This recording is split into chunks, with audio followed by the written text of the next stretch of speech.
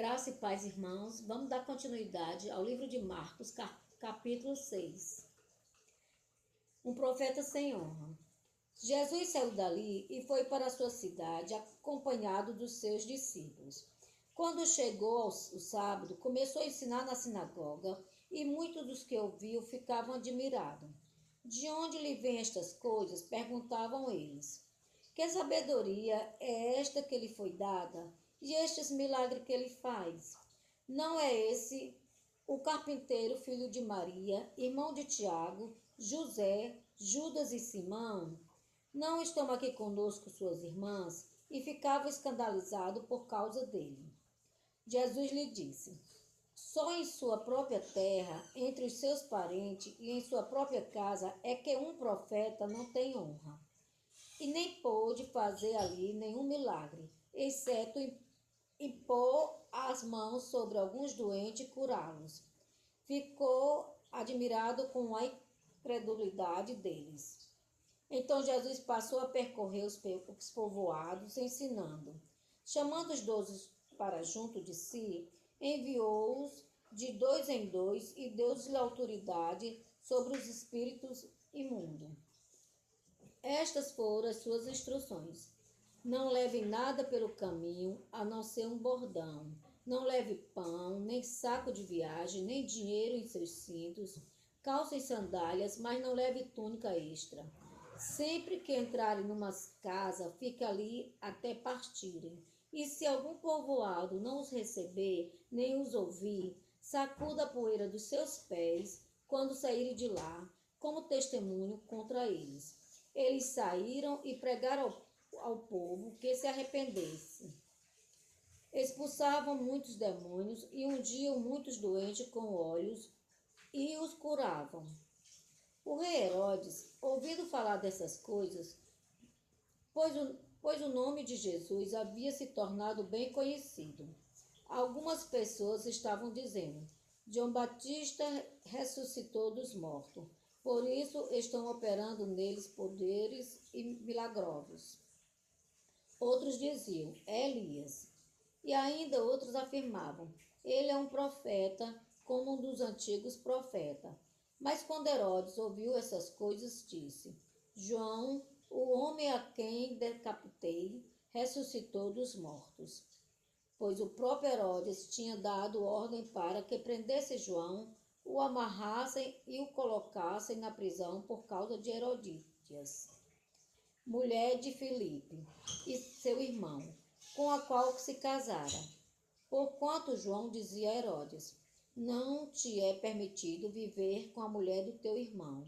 Assim Herodias o odiava e queria matá-lo, mas não podia fazê-lo, porque Herodes temia João e o protegia, sabendo que ele era um homem justo e santo, e quando ouvia, ficava perplexo.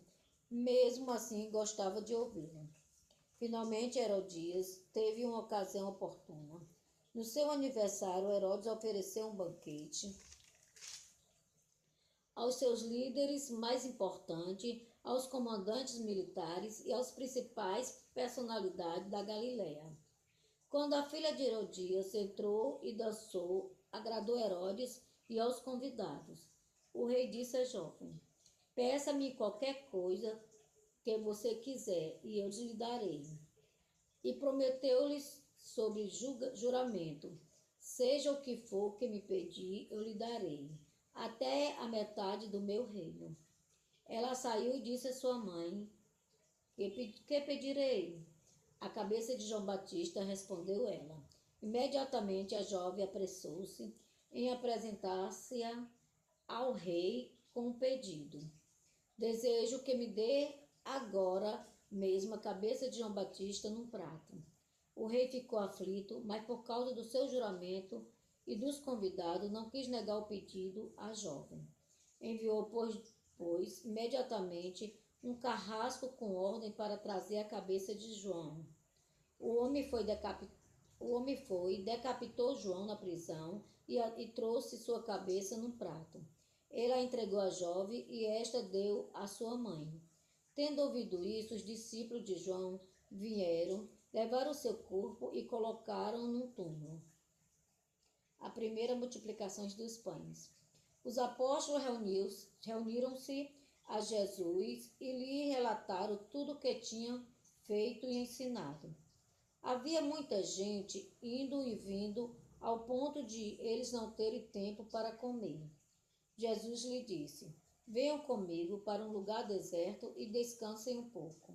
Então eles se afastaram num barco para um lugar deserto. Mas muitos dos que os viram retirar-se, tendo-os reconhecido, correram a pé de todas as cidades e chegaram lá antes deles. Quando Jesus saiu do barco e viu uma grande multidão, teve compaixão deles, porque era como ovelhas sem pastor. Então começou a ensinar-lhes muitas coisas. Já era tarde e por isso os discípulos aproximaram-se dele e disseram: este é um lugar deserto e já é tarde. Manda embora o povo para que possam ir aos campos e povoados vizinhos comprar algo para comer. Ele, porém, respondeu: deles vocês algo para comer. Eles disseram: isto exigiria 200 denários. Devemos gastar tanto dinheiro em pão e dar-lhes de comer? Perguntou ele: quantos pães vocês têm? Verifiquem. Enquanto ficaram sabendo, disseram: 5 pães e 2 peixes. Então ordenou que fizesse todo o povo assentar-se em grupos na grama verde. Assim eles se assentaram em grupo de 100 e de 50. Tomaram os 5 pães e os 2 peixes, e olhando para o céu, deu graças e partiu os pães. E em seguida entregou aos discípulos para que os servissem ao povo. E também dividiu os 2 peixes entre todos eles. Todos comeram e ficaram satisfeitos. E os discípulos recolheram 12 cestos cheios de pedaços de pão e de peixe. E os que comeram foram 5.000 homens. Logo em seguida, Jesus insistiu com os discípulos para que entrasse no barco e fosse adiante dele para Betsaida, enquanto eles despediam a multidão. Tendo despedido, subiu a um monte para orar. Ao anoitecer, o barco estava ao meio do mar e Jesus se achava sozinho em terra.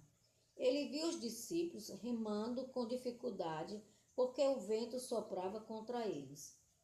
Alta madrugada. Jesus dirigiu-se a eles, andando sobre o mar, e estava já a ponto de passar por eles. Quando o viram andando sobre o mar, pensaram que fosse um fantasma. Então gritaram, pois todos o tinham visto e ficaram aterrorizados. Mas Jesus imediatamente lhe disse: coragem, sou eu, não tenham medo. Então subiu no barco para junto deles, e o vento se acalmou, e eles ficaram atônitos, pois não tinham entendido o milagre dos pães. O coração deles estava endurecido.